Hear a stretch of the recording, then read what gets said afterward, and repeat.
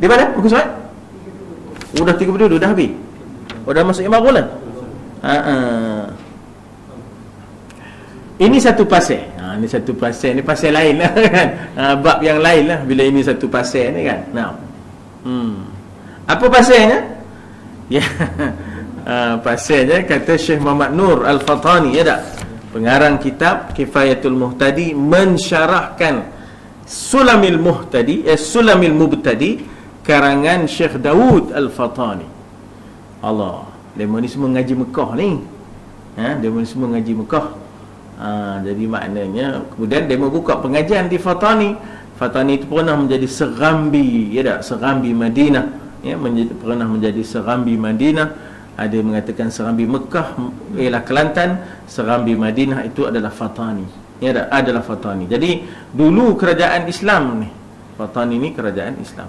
Dan mereka ni bukan Siam. Dia Melayu. Yang kamu kata restoran Siam tu pasal tak apa. Tapi semangat Melayu kan, sikit-sikit kering, sikit-sikit kering.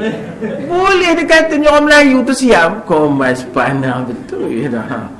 Apa yang kamu kata restoran Siam? Dia tu Melayu, bukannya Siam. Siam kebanyakannya Kapio.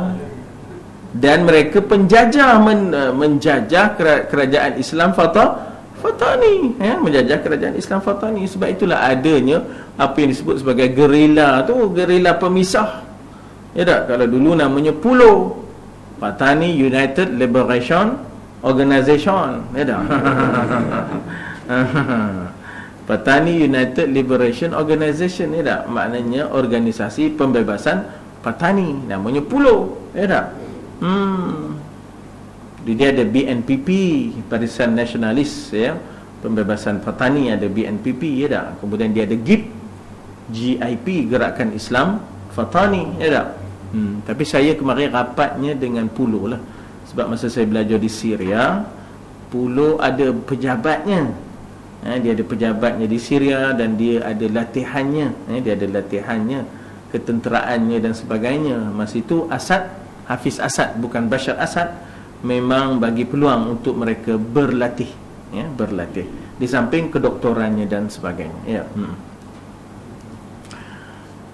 Dan sempatlah saya, orang kata tak adalah dalam 2-3 bulan, 2-3 bulan lebih daripada itu, bersama dengan Tokku Bera ni pengasas kepada Fatani United Liberation Organization tadi, ya. Ada gambar dia berucap satu ketika di United Nation, ya. Tokku Bera nama. Dia ni pengasas kepada Fatani United Liberation Organization tu, ya. Jadi maknanya orang Fatani ni pernah ada pemerintahannya sendiri. Inggris memang licik dengan perjanjian Inggris-Siam, menyebabkan negeri Fatani itu terduduk di bawah Siam. Itu pesin orang putih ni, ya, dia punya jenayahnya tu maknanya licik, diplomatik, ya tak? Maknanya sehingga akhirnya dia menjajah kita pun tanpa senjata. Senjatanya pen dengan khoteh je. Sain, lebur kita duduk di bawah dia, ya tak? Dia nyuruh serotan nyain je. Bukan ada perang-perang. Dan kalau Belanda menjajah tu dia dengan perang, ya tak? Portugis menjajah tu dengan perang. Orang putih tak? Sain kata. Sain je kan. Sain dia dah jadi resident. Sebab itu kekal lagi bukitnya tu. Bukit resident, ya tak? Benda resident duduk di situ kata. Raja Perempuan Kelesum tu, ya tak? Sekolah Raja Perempuan Kelesum tu, itu tu dulu residen duduk situ tu. Orang Melayu dulu, habis hati lah, ya Allah, ya tak? Residen Bash kata dia ya. Tuan Bash kata dia ya. Mak semakin panjang seluar pendek, ya tak? Allah. Ini penjajahan pemikiran, ya tak? Penjajahan pemikiran. Jadi faslun kata di Syekh maknanya Syekh Daud Fatani, dalam bracket tu, dalam kurungan tu Syekh Daud lah, di luar kurungan tu Syekh Muhammad Nur, ya, dua-dua tu Fatani lah. Ini suatu fasal, ya, apa dia? dan wajib atas tiap-tiap orang yang mukallaf itu. Dan wajib tu ya. Itu kadang-kadang Syekh Muhammad Nur dia kata tak payah dan, kata Syekh Muhammad Nur ya. Itu tambahan ataupun fudulul kalam ya tak? Cakap tu sebenarnya tak payah dan. Wajib atas tiap-tiap orang yang mukallaf. Siapa dia yang mukallaf? Aqil, baligh, muslim. Aqil, baligh, iaitu orang yang aqil, berakal, lagi baligh, yang sampai umurnya, sama ada umurnya sampai dengan sebab tanda-tanda mimpi ke, haid ke, ataupun tak ada haid, tak ada mimpi, tak ada mani, tapi dah sampai umur 15. Itu kira dah cukup umur tu ya, cukup umur tu. Ia orang mukallaf ini wajib ia tunaikan segala yang diwajibkan dia oleh Allah atasnya. Jangan dia kata la ikraha fid din. Ya, bila orang kata wajib kamu sembahyang, la ikraha fid din katanya. Tak ada paksaan dalam agama. Pandai pula tu dia. Dia pakai nas juga dengan main ni dah. Jadi dia tak faham konteks nas itu. Apa konteksnya? Konteks nas itu ialah ianya turun ketika mana ada orang-orang Ansar cuba nak paksa anaknya masuk Islam. Orang-orang Ansar ni, Aus dan Khazraj, sebelum masuk Islam, Aus dan Khazraj ni suka hantar anak-anak dema kepada orang-orang Yahudi. Macam dulu lah orang Cina susah kan, orang Cina susah dulu kan, ke dia hantarnya anaknya pada orang Melayu kan, supaya orang Melayu bela. Kemudian dibinkan orang Melayu, putih je budak tu, sepek je mata, selalu kena kata kat sekolah, anak Cina balik teroyak kan. Mak dia mengata mak nama ngata, dia mengata mak anak Cina kan. Tidak, mak bukan anak Cina, mak tu anak mak kata. Padahalnya anak Cina penuh. Anak Cina tak. Dah besar-besar habis tu dia pun tengok comel ni tak. Ya ke mak orang katanya. Ya ke apa? Tak ada ngikut ayah, tak ada ngikut mak dah. Tak ada ngikut ayah, tak ada ngikut mak. Bila tahu tu, bila nak nikah barulah tahu tak. Barulah tahu. Lepas tu mulalah mencari adik-beradik.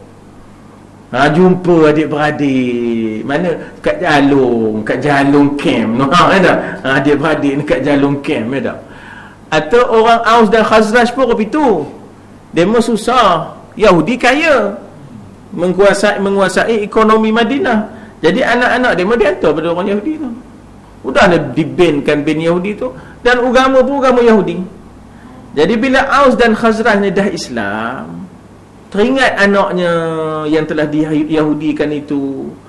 Jadi demo dah pegang inna dina indallahil Islam. Jadi ya Allah, anak aku tu tak Islam, Yahudi. Nak dipaksanya anak tu masuk Islam. Itu yang turun ayat la ikrah fid din. Tak boleh paksa orang yang bukan Islam nak masuk Islam, mana boleh paksa. Itu sebenarnya sebab turun ayat. Ada pemikir udah Islam, dalam perut lagi dah Islamnya. Ya tak? Keluar daripada perut udah nama dah. Ya tak? Nama pun nama Islam. Ya tak? Apa dia? Nur Baiti. Nur Baiti, ya tak? Cahaya rumahku, ya tak? Cahaya rumahku. Jadi kalau dah hobi tu, wajiblah semayang, wajiblah tutup aurat. Ya tak? Sebab dah Islam, ikutlah peraturan Islam, barulah nampak. Kalau tidak, bukanlah Islam. Jadi maknanya dia tak faham. Dia ambilnya ayat itu sebagai escapism, ya tak? Sebagai pelarian untuk tidak melaksanakan perintah Allah dengan alasan la ikrah fid din. Tak ada paksaan dalam agama. Padahalnya la ikrah fid din tu maksudnya ialah jangan paksa orang yang bukan Islam masuk Islam. Ada pemikir dah masuk Islam, maka kena ikutlah Islam, barulah nampak Islam. Kalau tidak syama je. Kalau tidak syama je dah. Macam orang syama yang tak Islam je dah. Ya tak? Macam contoh ginilah, nak masuk universiti mana, tak ada paksa. Nak masuk UiTM, nak masuk UTM, nak masuk USM, nak masuk KTM, tak ada masalah. Tapi kalau dah masuk USM, ikutlah jadual USM. Masa mengajinya bila, masa cutinya bila. Tak? Ini dah. Dah masuk USM, dia buat style KTM, kan? Mana boleh.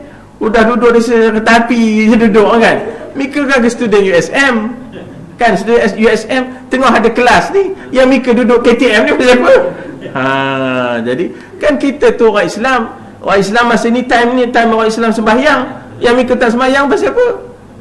Itu contoh perbandingan je lah, ya tak? Contoh perbandingan. You nampak maksudnya, ya. Jadi hendaklah tunaikan segala yang diwajibkan dia Allah atasnya. Itu bahasa orang lama mana buatnya, ya, maf'ulun bih lah tu. Seperti sembahyang, puasa, haji, zakat dan lainnya. Dan wajib pula ia datangkan atas barang yang disuruhnya dengan dia, dengan ia datangkan dengan rukunnya. Itu masalah nak cari noktah tu, kan. Mana buatnya, kan. Bahasa kita, ya tak?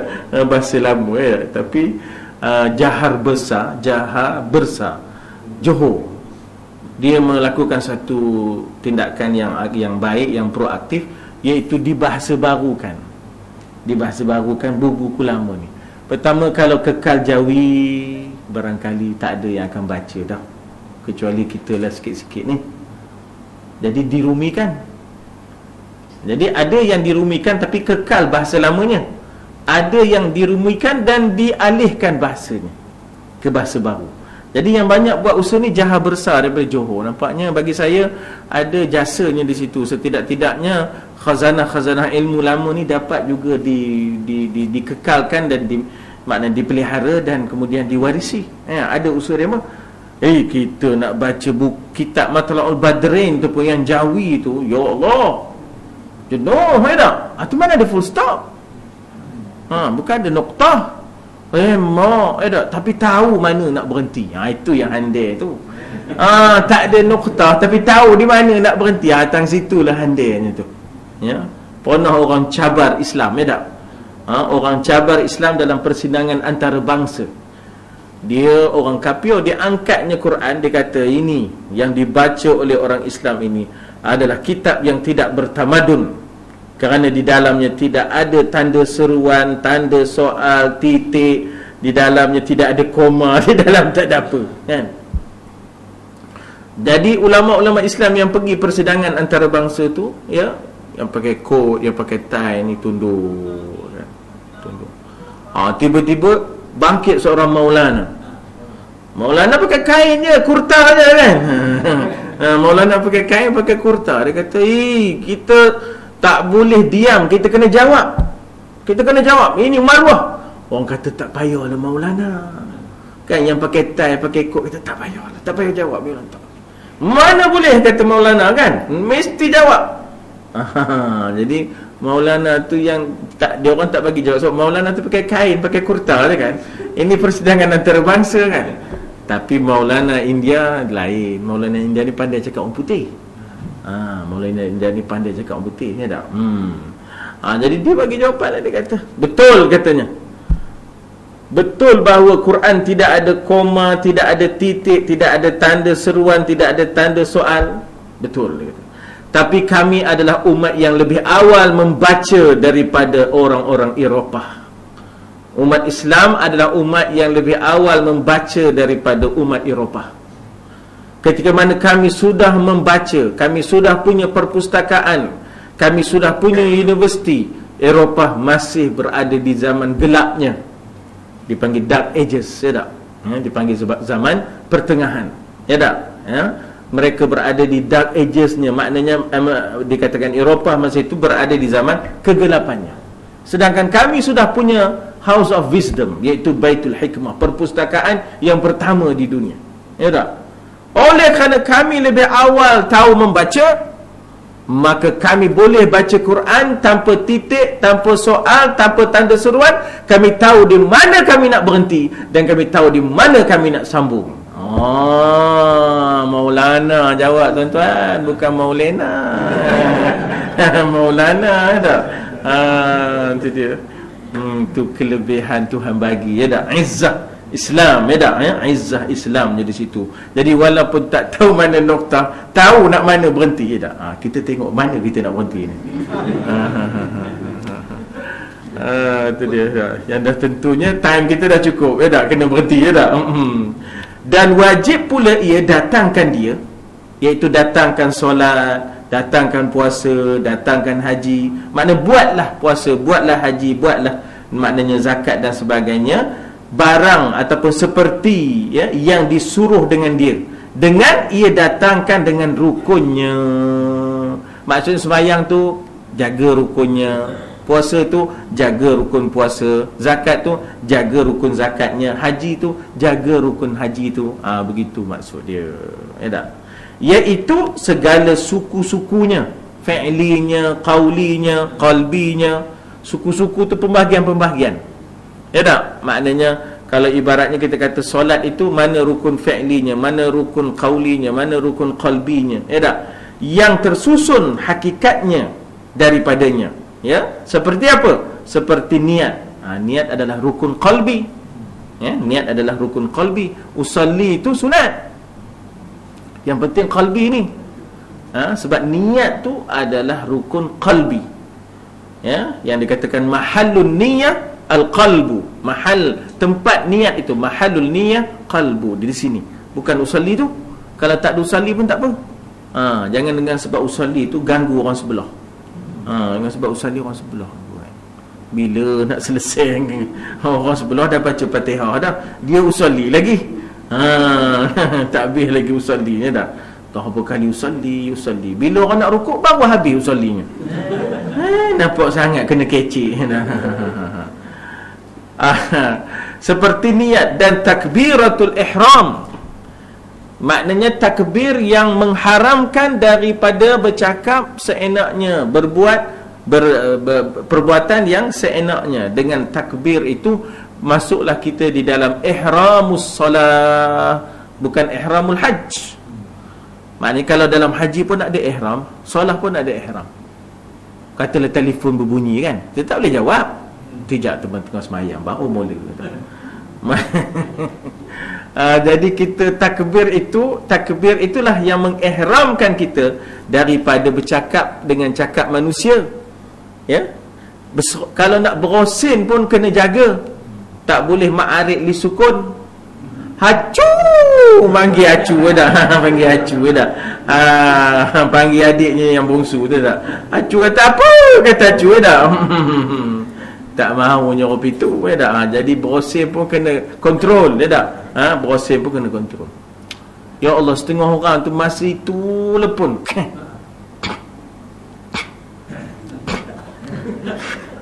Sebelum tu tak ada keng. Dalam semayang tu ya Allah, masa semayang lepas sedurnya keluar pun, ya tak? Sebelum semayang tak ada apa. Bila semayang je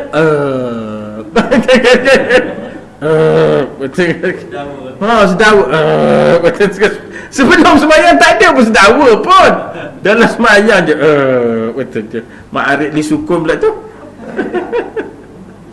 Ni gangguan ni tak? Gangguan macam-macam ni tak?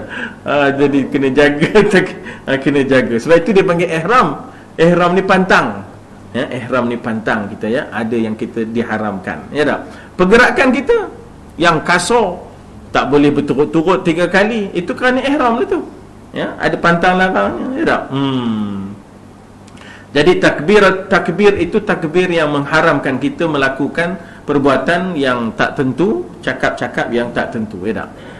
Dan Fatihah ini adalah rukun qauli, ya. Takbiratul ihram rukun fi'li, ya. Dan Fatihah pada sembahyang. Dan dengan syaratnya, maknanya rukun pun kena jaga, syaratnya pun kena jaga. Wallahu a'lam. Kita berhenti dekat dan dengan syaratnya. Apa beza rukun dengan syarat? Bezanya ialah rukun adalah perkara-perkara yang di dalam zat. Rukun adalah perkara-perkara yang di dalam zat sembahyang, zat haji, zat zakat. Itu rukun, adalah perkara-perkara yang di dalam zat. Adapun syarat adalah perkara-perkara yang di luar zat. Syarat adalah perkara-perkara yang di luar zat. Contoh syarat, menutup aurat. Ramai yang menutup aurat tapi tak sembahyang. Sebab maknanya kita kata syarat adalah sesuatu yang di luar zat. Maknanya menutup aurat adalah syarat sembahyang. Dan yang dikatakan syarat ialah sesuatu yang di luar daripada zat. Maksudnya ialah barangkali dia ada syarat tapi dia tidak ada sembahyang tu. Dia tutup aurat tapi dia tidak sembahyang. Dia main pampe. Pampe, orang kampung kata pampe.